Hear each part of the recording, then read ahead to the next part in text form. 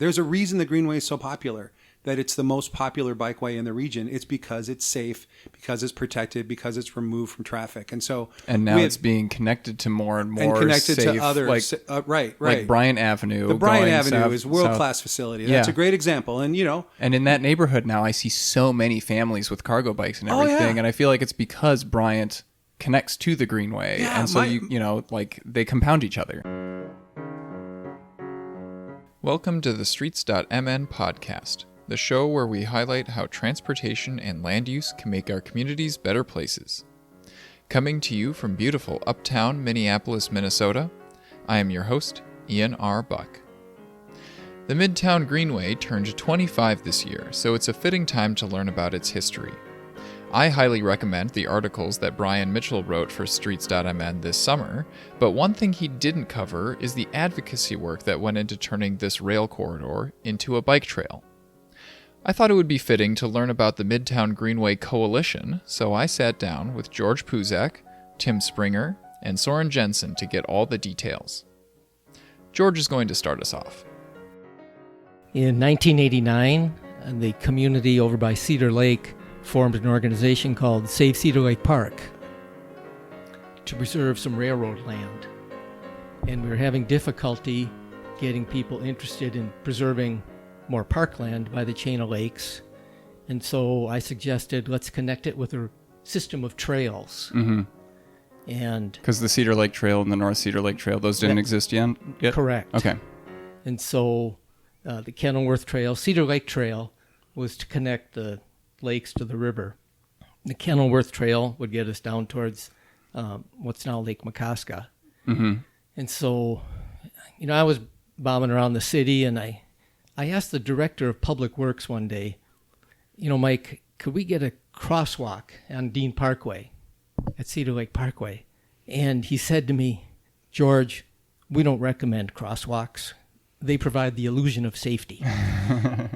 And that floored me. That was a policy in our city. And so at the time I was head of the trail committee of the Save Cedar Lake Park Association.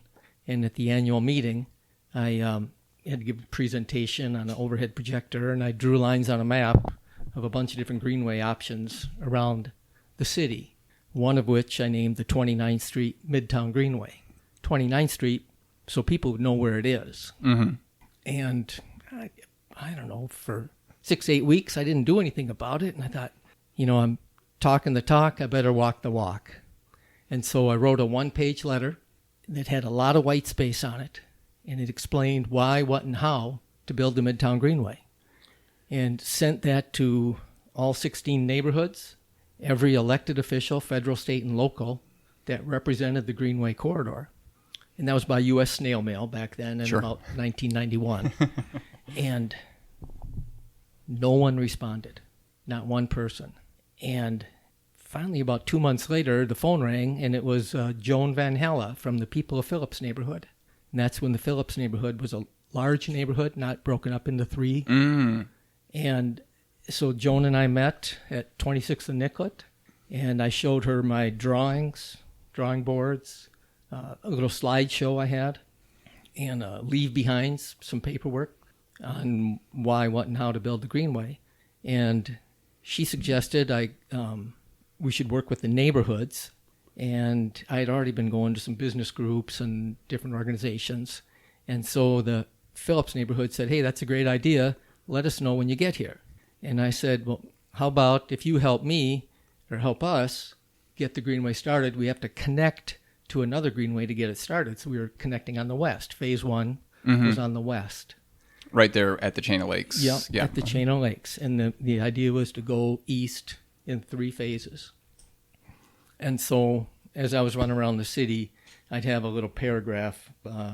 We support the concept of the 29th Street Midtown Greenway that connects the Chain of Lakes to the river, da-da-da-da-da. And try to get every organization to just put their name on it. Mm-hmm. Neighborhood group, business groups, Rotary clubs, all kinds of groups, nature groups. And that's how it started. And then, there was a Public Works employee who mentioned to me as I was out in the community, do you know Tim Springer? And I said, no, I haven't met Tim yet. And she said, he might like your idea. He's been pulling our chain to put a bike lane on 31st Street as he bikes from Powderhorn to St. Paul every day. I said, well, that's a long commute. And so she gave me Tim's number, and I called Tim up one day, and he was excited. We met within a day or two. We met over at Hiawatha and Lake Street, had our bikes, and we walked through the Greenway going west with our bicycles. And we walked because there was so much debris and glass, you couldn't ride your bike there. Mm. And from that day on, Tim has been an avid volunteer and advocate, and he eventually became the first executive director of the Midtown Greenway Coalition. There you go. So let's meet Tim right now. Hey, Tim. Hi. So I obviously, as a bike commuter myself, I have to ask about, okay, what part of St. Paul were you going to? Obviously you have to pay the hill tax one way or the other, but like, were you going to like McAllister or were you going to like downtown? Downtown. Okay. Oh yeah, that is a haul. Yeah, I remember one day I biked from my apartment by Powderhorn Park to downtown St. Paul when it was a minus 70-degree wind chill. And I saw another bicyclist, and I kind of wanted to, connect with him or her, but we were way too bundled up to stop, Yeah. Once you stop, you're like, that's when you get cold. Yeah. So, man, today, like the choice between the Trench and 31st Street is like, that's not even a choice, right? No, right, yeah. But at the time in the early 90s, I like painted bike lanes. That was kind of like, there was no in between, like that was kind of the only kind of facilities that we ever got as cyclists, right? Right. Now, how did, like the word Greenway, when I think of Greenway, the Midtown Greenway is like the first and almost the only one that I think of. Was that a widely used phrase at the time? Not locally, but I would say nationally and internationally, you saw it more often. I had been paying attention to Diana Balmori, nationally or internationally renowned landscape architect, and her program was the Once and Future Park, linear trails, and saw some of her presentations and examples of greenways around the world. And so what did those examples look like? Were they recreational trails, or were they more like cycle tracks in Denmark and stuff like that? I think it was everything. You'd see the gambit, but they weren't all below grade or recessed like the Minneapolis corridor, which is a unique opportunity. Right. Because we have applied the word Greenway to a lot of different things here in the Twin Cities, like 40th Street. Is called. It's called Brandt. That was Steve Brandt after we had a meeting together. Okay. And he thought, well, that's an interesting idea, and then he named it the 40th Street Greenway. Sure. You name it and claim it. Yeah. Well, there's the Loring Greenway. Yep. In Minneapolis. Mm-hmm. I think that goes back to the 70s, maybe, or right. People 80s. kind of use the term Greenway however they want to. Exactly. For a long time in the city of Detroit, they would call a bike lane on a roadway a Greenway. Yeah. Well, and now Detroit has some facilities that feel very much like the Midtown Greenway. The DeQuinder Cut. Yeah, which like honestly, I was there over the summer, and I think that it's a little bit nicer than ours because they have enough space down there to have like picnic areas and grills and stuff, and like people just hang out, and you still have space for like, bikes to zoom on by, and that's awesome. I'm a little bit jealous of that. Yeah, they do a lot of programming down there. Yeah. Tim, you probably had something to do with that, I would assume. Yeah, based on the success of the Midtown Greenway, the Detroit Riverfront Conservancy hired me for a couple of days to go there and talk to cops and fire people and trail designers and a bunch of others as they were envisioning their trail. And in fact, they had a brochure for the DeQuinder Cut, and they included a picture of the Midtown Greenway because they looked so similar and nobody knew the difference. The Midtown Greenway, so the 29th Street Railroad Corridor, before it was the Midtown Greenway, was full of garbage. Yeah. You would see, people would dump couches and tires and toilets and just trash. Mm-hmm. It was really nasty. And of course, you see all those signs periodically along the Greenway corridor that say like, this is, Hennepin County Railroad Authority owns this. They bought it with the purpose of like, future transit and everything. Was that the case in the early 90s? Was it still private railroad land, or had Hennepin County bought it by then? Like, who were you interfacing with for this proposal at the beginning? I want to say 1993. I was in a meeting in the Phillips neighborhood, and Mayor Don Frazier was there with a small group, and I gave this presentation about the Greenway, and he leaned over and said, "That's interesting. I'd like to know more. Talk to my staff." And so that got it going a little bit in City Hall here. But, I won't name names, but there were several politicians in the county and city council that said, "No, we can't do that. We can't put a Greenway there. We're saving it for transit, or that'll change the land use, and that crane storage company contributes to our neighborhood newspaper. We don't want to lose them." And my response was that, you will never get transit in the corridor until you have more people, and the Greenway will help bring people and maybe even development. Right. And that certainly has played out here in Uptown, for sure. Like, the densest parts of the new developments that you see are right there on the Greenway. That's where everybody wants to be. Yeah. You haven't seen a whole lot of like businesses right down there on the Greenway level, which I think that would be like the really cool thing to see. Venture Bikes is the only one that I can think of. But yeah, okay. So you had some interest from city level. Not as much interest at other places from other levels. Of course, like the Greenway is kind of like the unique defining thing that I can think of about Minneapolis, for the last 20 years, when it comes to like major American cities. It's a big part of South Minneapolis's identity.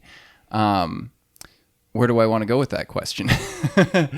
Well, the federal government had a great deal to do with Yeah, it. okay. Because in 1991, the federal government passed what's called the ICE-T Act, Intermodal Surface Transportation Efficiency Act of 1991.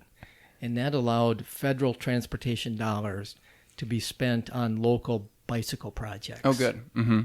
And I became aware of this through the Rails to Trails Conservancy and read about Congressman Dan Rostenkowski in Chicago, who had brought home $30 million for bicycle trails in Chicago. I thought, my gosh, that's a lot of money. We could use some of that in town here.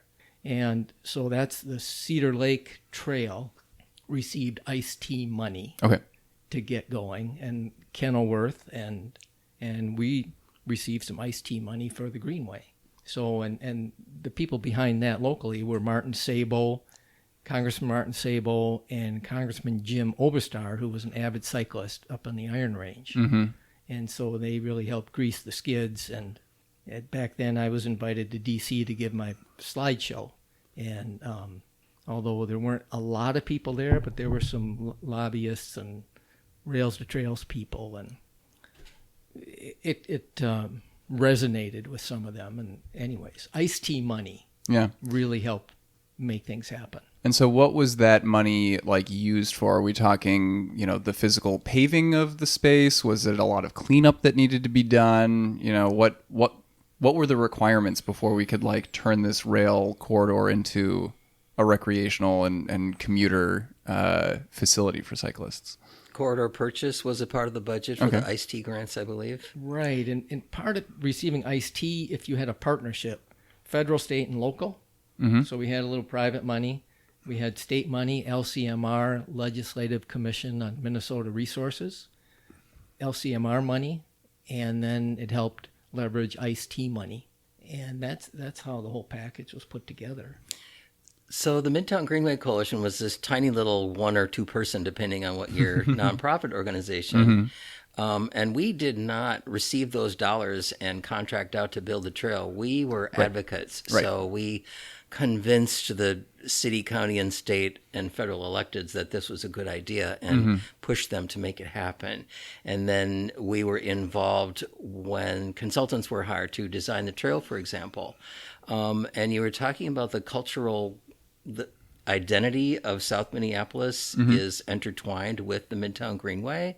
So the Midtown Greenway is such a top-notch bicycle transportation amenity because it offers nonstop travel, given that it's below grade for much of its distance across the city, so you can zip nonstop east to west across the city grid as you pass underneath all these bridges that carry the city streets overhead.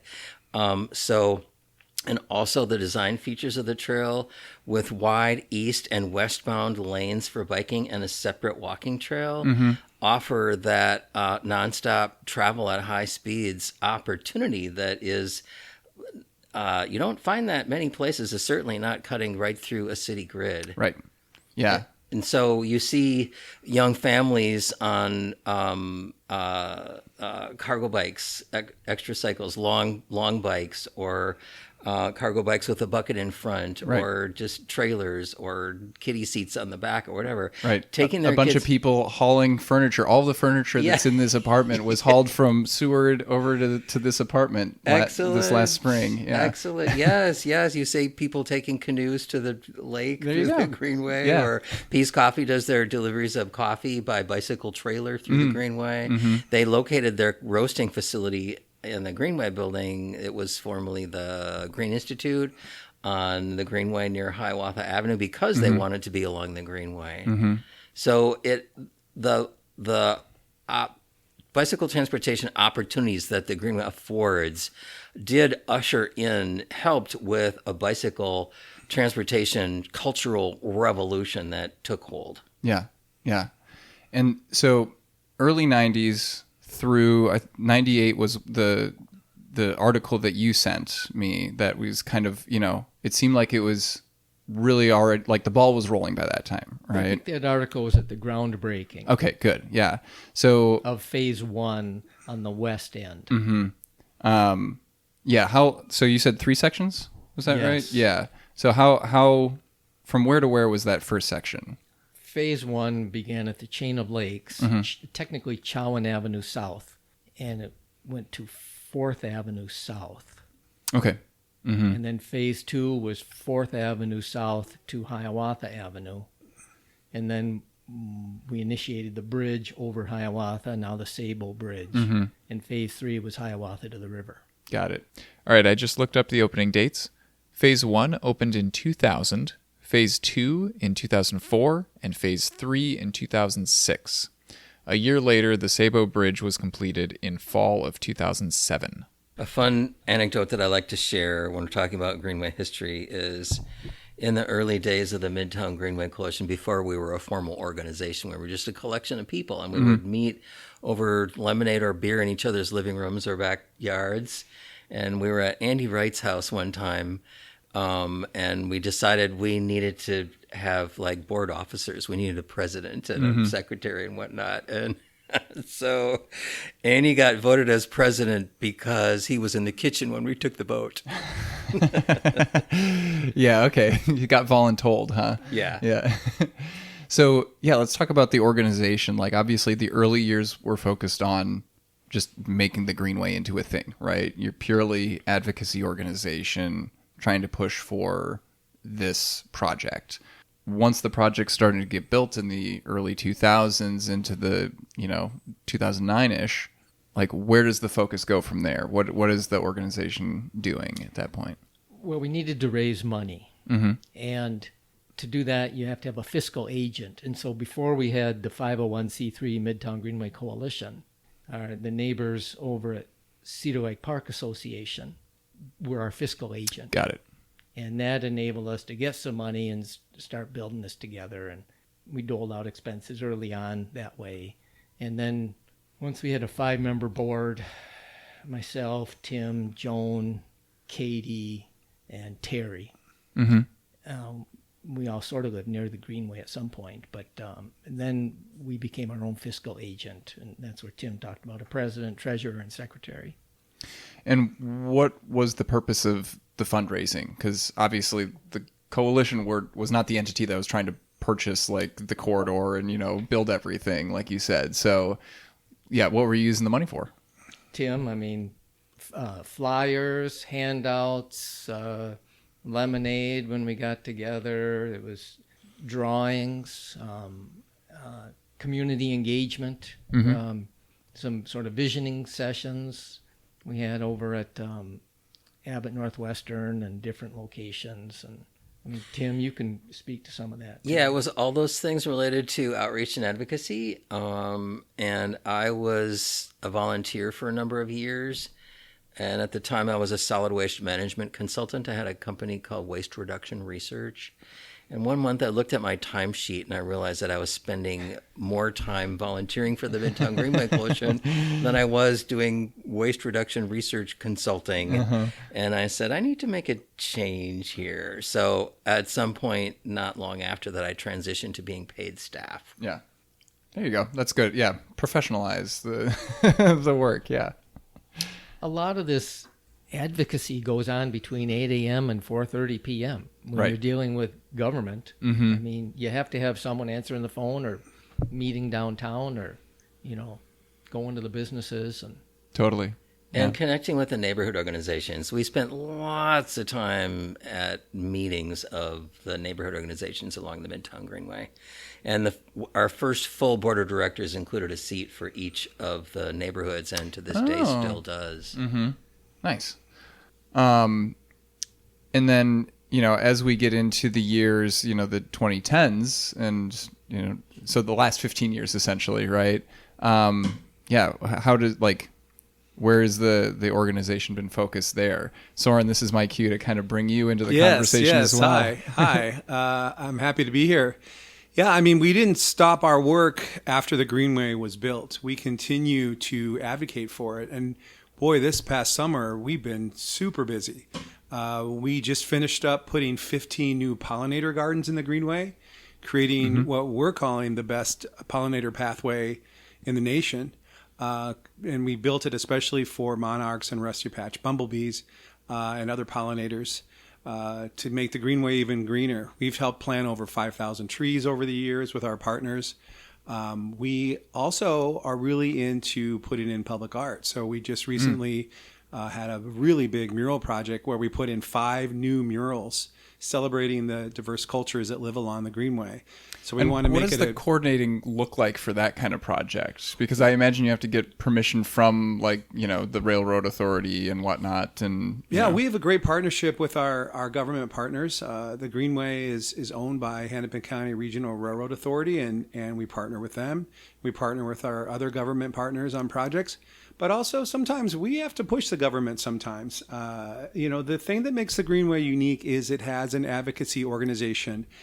There aren't a lot of other trails in our region that has a group that is every day trying to protect and enhance the Midtown Greenway.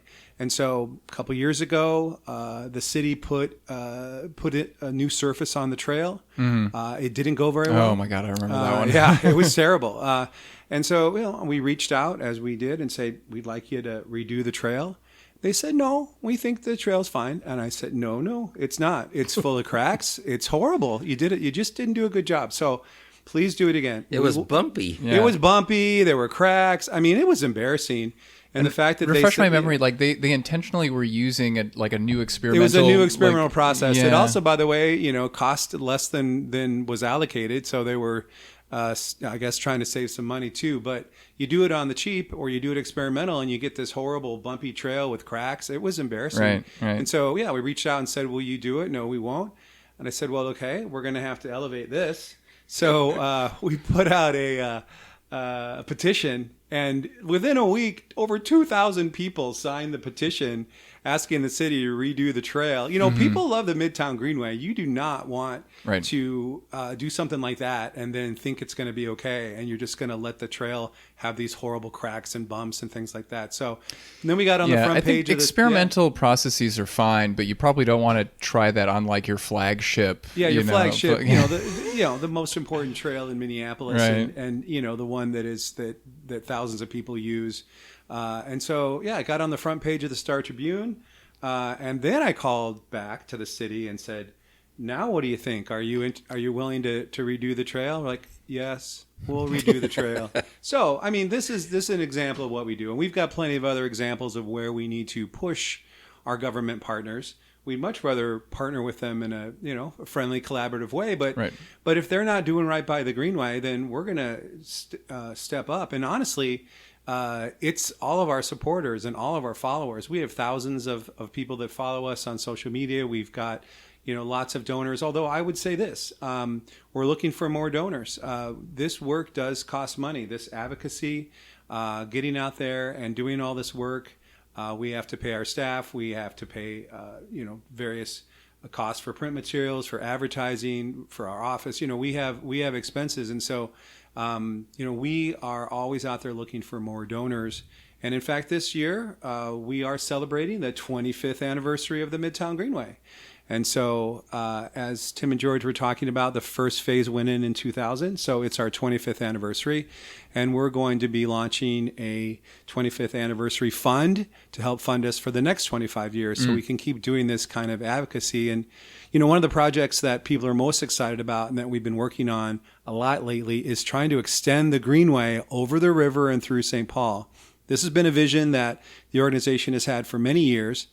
And we've really been working on it the last 5 years or so to get it front and center again and keep pushing and pushing and pushing. And so the exciting news is the Met Council is doing a study right now of the bridge over the river and then how to extend the trail into St. Paul, at least to Cleveland Avenue. And this is at least the third time that this exact study has been conducted. Well, you're right. It is the third time for the study. So I guess that's good news in some ways. Right. Third time's the charm, as they say. I mean, the first one was done by the county back when Phase 3 was going in. And they walked away from it due to concerns about the bridge and the structural integrity of the bridge. We redid the study a few years ago with a focus on the bridge. And instead of walking away from it saying, hey, what's it going to cost to rehab the bridge? And we found out through our partners at Kimley Horn that it could be rehabbed and you could put a trail across it. And so we took that very exciting news out to the government entities, and it kind of met with a thud. And they're like, well, you're the Midtown Greenway Coalition, so you're obviously biased. I'm like, well, Kimley Horn did the study. It's not, Yeah, and so with then drones, you can't argue with drones. We had drones, we had everything. I mean, it's a good study by a well-respected firm, and so. But then our partners at the Sierra Club, we have a lot of partners that help us with this. A broad coalition called Extend the Greenway Partnership, and our friends at Sierra Club suggested, well, what if we actually got the legislature to pass some legislation compelling the Met Council to redo your study?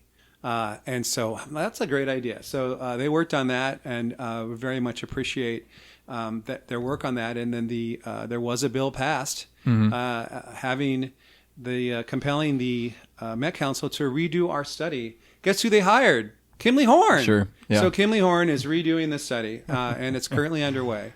But we're hopeful that once the study comes out, that it'll conclude the exact same thing, that the bridge can be rehabbed. And then it's going to also have a shared use agreement. What would be a good shared use agreement with the railroad to have a rail with trail from the river, at least to Cleveland Avenue. And, Phase 1 or Phase 3 of this extension, depending on how you look at it, has already been built along Ide Mill Road. That is part of the extension. It's sitting there waiting for the connection up through St. Paul to the river. And I think one of the uniquely great things about the exact spot where the Midtown Greenway would cross the river is that you can easily connect that with neighborhoods north of I-94 and south of I-94 because the railroad kind of curves around and crosses I-94. And, there's some bike facilities already in place at St. Anthony on the north side, and then, Ide Mill Road on the south side. And Yeah, and the state fair is going to need more bike parking because people are going to be like, hey, I can take this new extension over to the state fair nice and easily. And so I know a lot of people would take that option. And then get to the soccer stadium and get downtown. So it's an exciting vision, and we're going to keep working on it. And so this study, which will come out hopefully in the next couple of months, or at least by springtime, will come up with hopefully new cost estimates for the bridge. What is a shared use agreement? What does shared liability look like? We're really hopeful that it names the government entity that is going to take the lead, because that is what we really need, is someone to be the champion with funding and staff and put it in their plans. And so we're hopeful for that. Now, the study... And that's something that's rather remarkable about the Greenway itself is how many different levels of government entities are involved with everything. Like the county owns most of the corridor, right? You said that the city are the ones who who paved the trail, right? Right, and right. It was a park department project for the longest time, and now it's a Hennepin County Regional Trail. Well, no, actually, the park board is kind of a new partner. Okay. And so Hennepin County Regional Railroad Authority purchased the corridor for future rail line. Yep. And in the meantime, the Midtown Greenway bike trail went in and became immensely popular. Yeah. And we have the same story over with the Bruce Venno Trail on the east side of St. Paul, right? Yeah. And the Purple Line was kind of the victim of that whole tension. And so, I mean, it's still held to this day for a potential future rail line. Right. We can maybe for a different podcast to talk about whether that's more or less likely these days. But in any case, that's why it's there. But in the meantime, the city is under contract to maintain the trail, and they do a pretty good job of it. I mean, they plow it quickly. Anyone who is a year-round commuter knows it. It gets plowed quickly. So if you can get up to it from your own neighborhood, because your streets may not be plowed yet, but the greenway's ready for you, Yeah. And so we've spent a lot of time advocating for buildings to be stepped back away from the greenway to provide solar access to make sure that the ice and snow melts. That's been a big part of our work. You may notice on the south side, a lot of the buildings are stepping back away from the greenway. That's to allow the sun to come in. But the park board is now involved, and I think that's a good thing. Actually, it was George's idea a few years back, and he said, Soren, the Greenway should be an official regional trail. And at the time, I didn't know what that meant. And at the time, I also thought, well, I don't think that's going to happen. But George was right, as he often is on so many things. And what it means is if you're a regional trail, you get more funding. Okay, so the Greenway now is a regional trail, and it wasn't easy. I'll tell you, there was only one group that could help it become a regional trail, and that was the park board, the Minneapolis Park Board. What they had to do was pass a master plan for the Midtown Greenway Regional Trail. And I'll never forget this. I went to a meeting, it's about 2 years ago now, and staff was just presenting on it. They were just talking about how it's coming along, the plan, because you had to do the plan first and approve it, and then it gets sent to the Met Council. At that meeting, several park board commissioners said, we don't want to do this plan. We're directing staff to in fact, they tried to kill it at that meeting, but they couldn't. They couldn't kill the plan because it wasn't, there was no notice on the public agenda that was something that could happen. And so they were called out of order trying to kill the Midtown Greenway master plan. And I just couldn't believe it was happening. I'm like, what are you talking about? And they said, we're directing staff to come up with a resolution to stop the planning of the master plan. I'm like, no, don't do this. We need the Greenway to be a regional trail. We need the additional funding. Plus, regional trails connect the region. So this will help our extend the Greenway efforts. And so once again, we had to step in. And in this case, we don't do a lot of lobbying. We're not a lobbying organization. We can do a small amount. That's why we ask our friends Sierra Club, who is a lobbying organization, to help us when they do lobbying, because we don't lobby at all, really.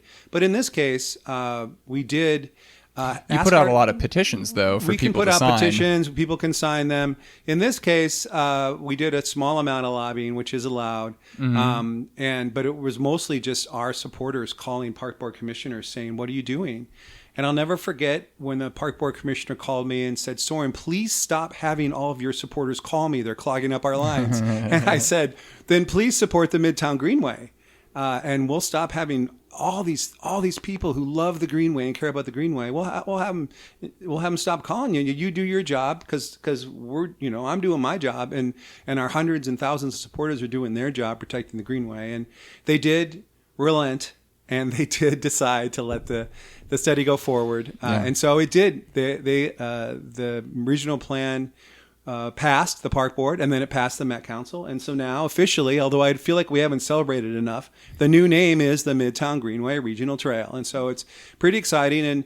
And now the funding will slowly come in. Of course, there's going to be lots of planning. So we're not going to start to see those amenities that you mentioned about some other trails. I mean, the thing about the Greenway is it's not really owned and managed as a park. It was really, as we've talked about, it's held for future rail.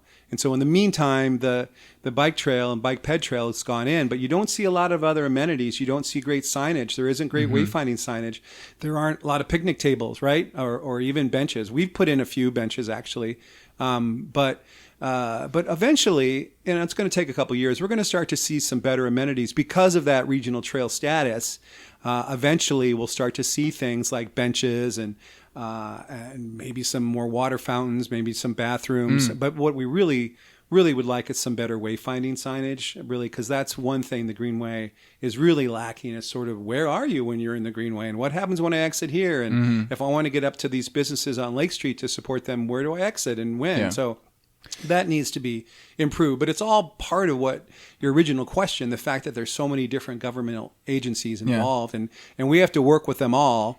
And as a regional trail, which entity does that new budget come from? Is that a county level thing? Or it comes from the Met Council to the Park Board, as I understand it. Okay. And then the Park Board then will allocate it to the Greenway. And they'll use the master plan. And in the master plan, there's better wayfinding signage. And there's there's picnic tables and other kinds of amenities at different parts of the Greenway. So slowly.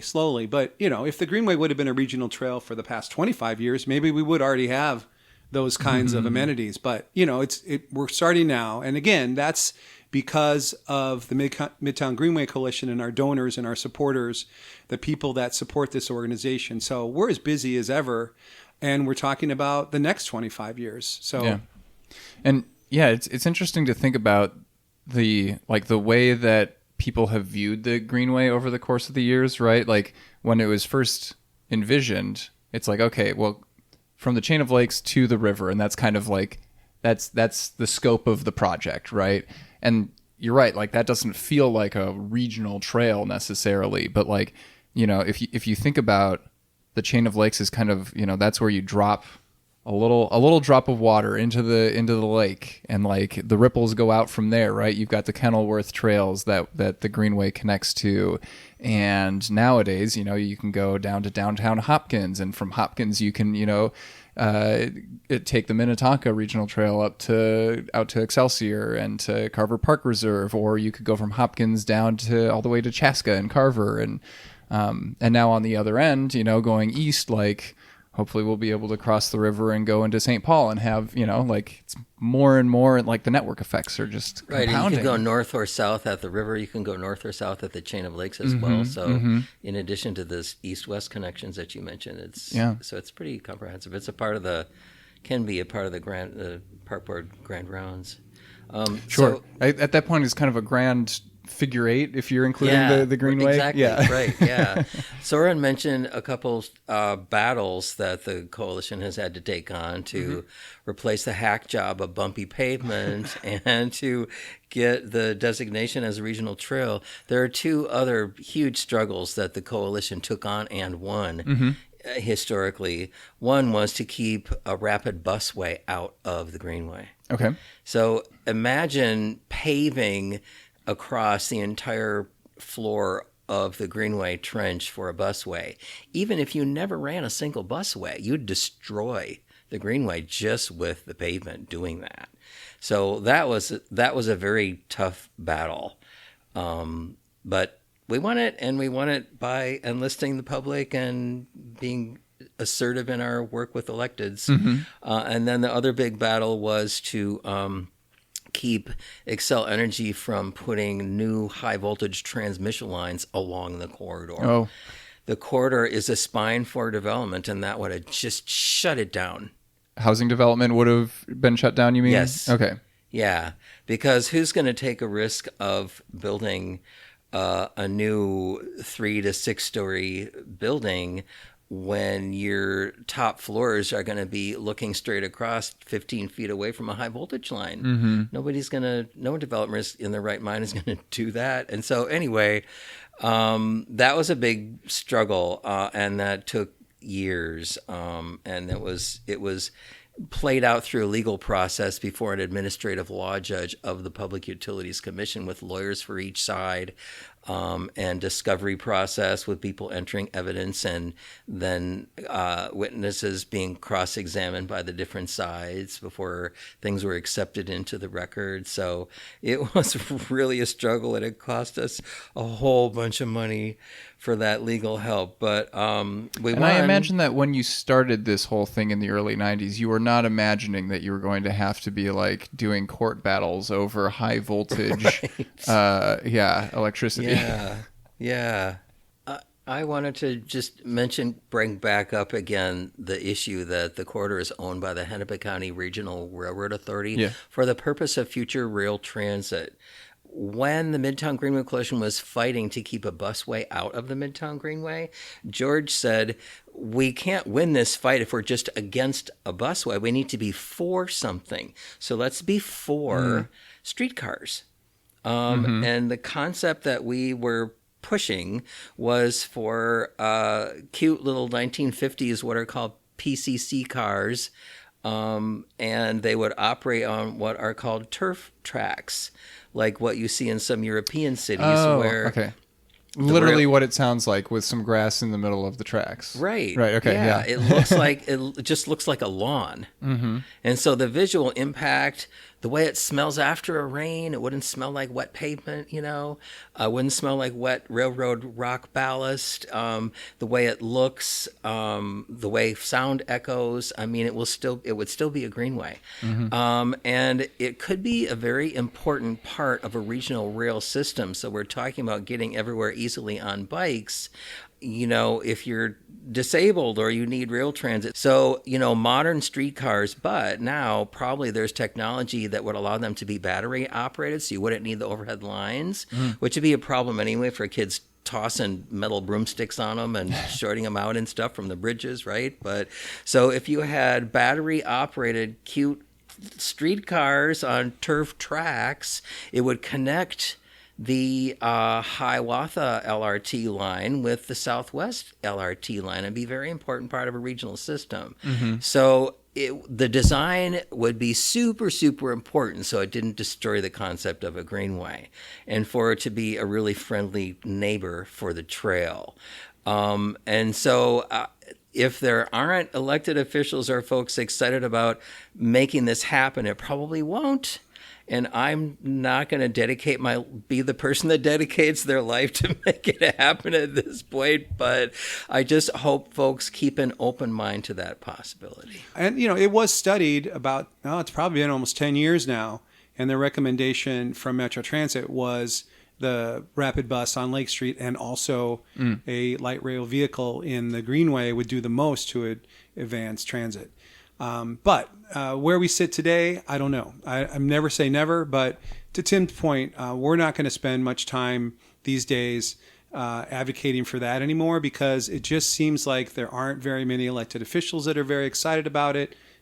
We used to say that after the Nicollet Central streetcar line was built, maybe the Greenway one will be next, but that Nicollet Central line seems to be dead. Right. And so I don't know. It's a great vision, but if no one is advocating for it, it's a great vision, but also like if it's not going forward, and also the fact that like the entire corridor is still kind of like this is for rail purposes, right? Like that kind of constrains what we can actually do with the space in the meantime. Yeah, so half of the Greenway. The other half of the Greenway is just sort of sitting there waiting for this rail line, and it's been 25 years now waiting, and so it's reasonable to ask how realistic is it that a streetcar line is going to be coming when we can't find a single elected official that supports the idea, and no one's really working on it. And so maybe we should, at some point, just ask ourselves whether that's realistic, because the other half would that have to be like a Hennepin County commissioners having a vote kind of thing to say like, I don't know. We said that we're going to do light rail on this, but like, we're officially just going to say, no, we don't have to keep this for that purpose anymore.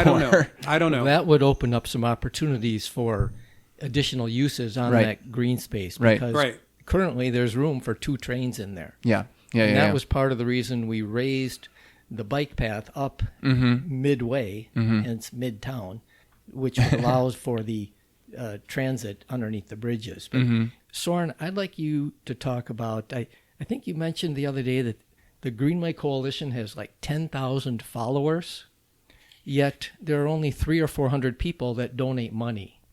And Yeah, I mean, it's interesting. The Greenway is beloved by so many people, but when it comes to trying to get people to make a financial contribution, we've got lots of donors, but I feel like we should have a lot more. And so maybe people think the government is doing this work, but we're the advocacy organization and that is doing this work. So we are going to be launching a fund to support the Midtown Greenway and our work for the next 25 years, the next 25-year fund.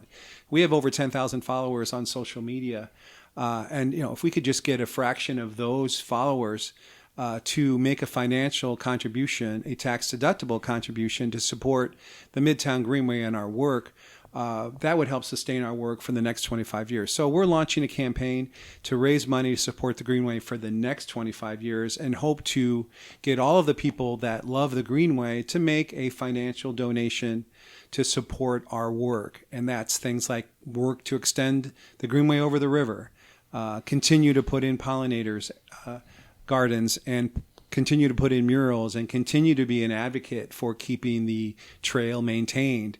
And you don't need to be a large dollar No, donor any to amount contribute. helps. Any amount helps. Any donation size helps. People can go to our Greenway, or they can find us on givemin.org.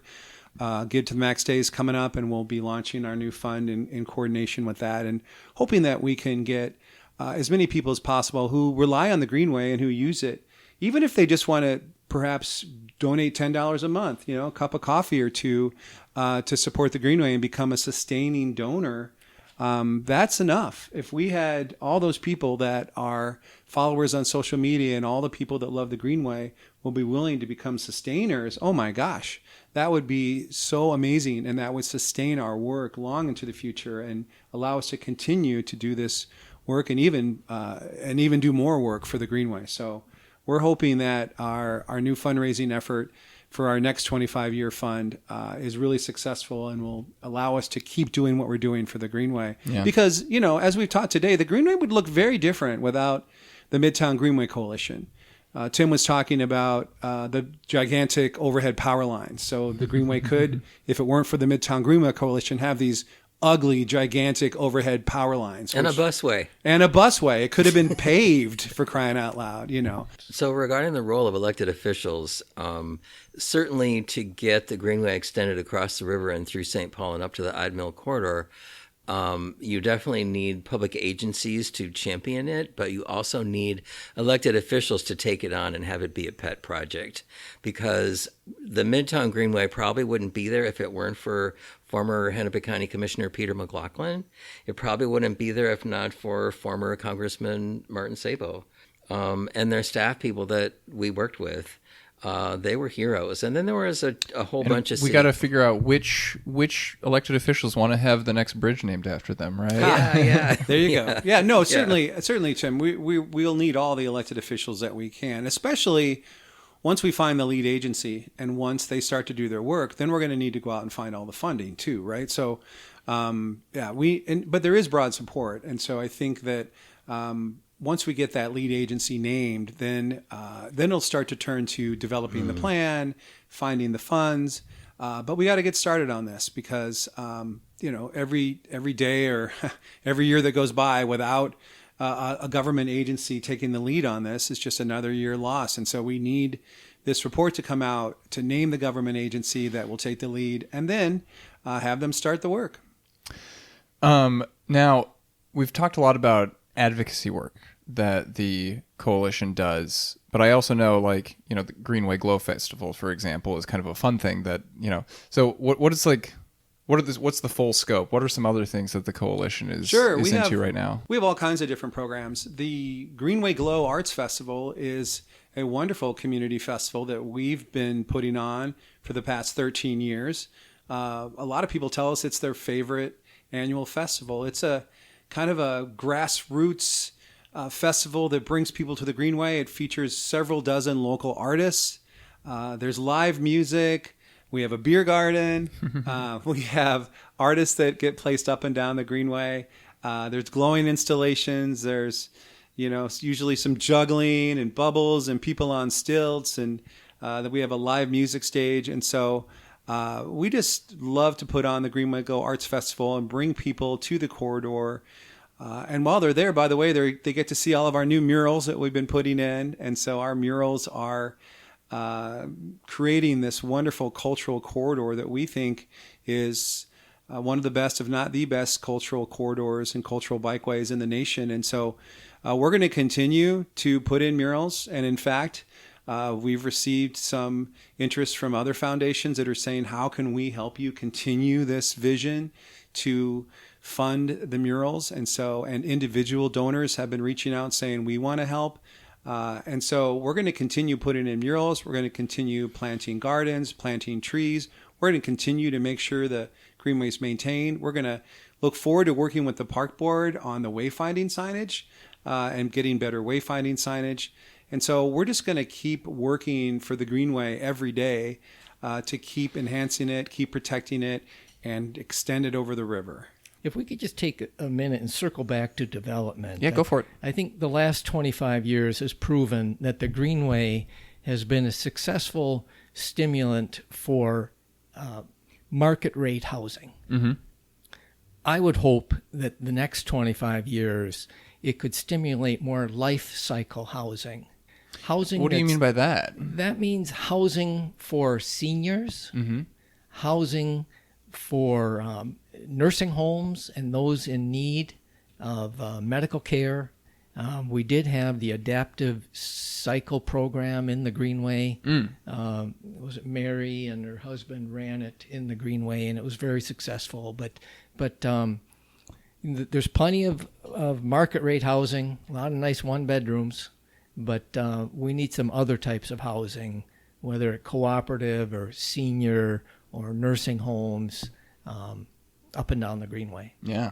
People want to live on the Greenway. People want to be able to just bike to work or bike around town or bike to wherever they're going. And so it's popular. And I remember an episode of Pedal Hub back in the day, if you remember that Minnesota Public Radio program, where a listener called in and said, like, something along the lines of, like, yeah, when I, see somebody's Tinder profile and they say that they live near the Greenway, like, that's... immediately I want to go out on at least one date with that person. That's a big plus. That makes sense. So to wind down, I've got one last question for you all. What is your favorite experience that you've had on the Greenway? Let's start with Tim. I love it when I come upon an impromptu party on the Sabo Bridge. Yeah. Especially at sunset. Mm-hmm. And that's often when it happens. I think it's special when you're on the Greenway and you see people smiling or laughing, or they give you a nod or a little wave and you're a stranger and you just keep on going. But when you see people enjoying themselves on the Greenway, that is my favorite experience. Yeah. I've had so many great experiences on the Greenway over Pick one. The past 10 plus years. On a personal level, to George's point, when I'm commuting in on the Greenway and it's a beautiful fall day, and I just think, my gosh, I live in the greatest city in the world with the best bike facilities, and I can bike all the way from my house up to the Greenway on protected bikeways, and I just think we are so lucky, and maybe we take it for granted that we live in such a great city. But I just smile myself, and then I see people smiling on the way back, and as I pass them and they pass me, and people are just happy to be biking on the Greenway and out biking. There's, as a lot of listeners know, biking is really incredible for your mood, for your health, for the environment. I mean, there's so many win-wins. All right, Tim, George, Soren, thanks for coming on the show. Thank you. Ian, thank you for the invitation. And thank you for joining us for this episode of the Streets.mn podcast. The show is released under a Creative Commons Attribution, Non-Commercial, Non-Derivative license, so feel free to republish the episode as long as you are not altering it and you are not profiting from it. The music in this episode is by Eric Brandt and the Urban Hillbilly Quartet. This episode was hosted, edited, and transcribed by me, Ian R. Buck. We're always looking to feature new voices on the Streets.mn podcast, so if you have ideas for future episodes, drop us a line at podcast@streets.mn. Streets.mn is a community blog and podcast and relies on contributions from audience members like you. If you can make a one-time or recurring donation, you can find more information about doing so at streets.mn/donate. Find other listeners and discuss this episode on your favorite social media platform using the hashtag StreetsMNPodcast. Until next time, take care.